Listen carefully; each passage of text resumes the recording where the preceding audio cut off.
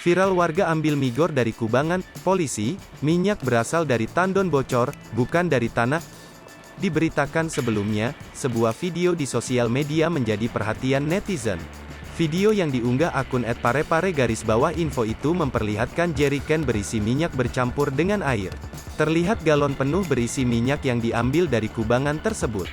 Beberapa warga terlihat mengambil minyak bercampur air menggunakan gayung. Minyak tersebut keluar dari dinding tanah galian.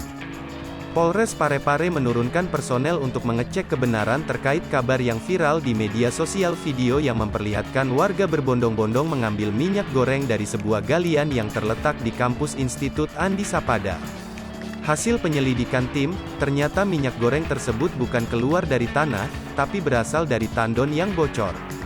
Minyak goreng tersebut ternyata keluar dari tandon yang bocor kemudian mengalir ke dataran lebih rendah yaitu galian di Institut Andi Sapada.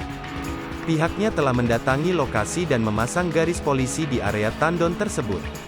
AKP Burhanuddin belum bisa memberi keterangan terkait dugaan pelanggaran dalam peristiwa ini.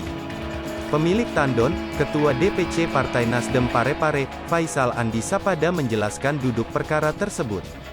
2 tandon berisi minyak goreng itu, kata Faisal Andi Sapada akan disalurkan kepada masyarakat.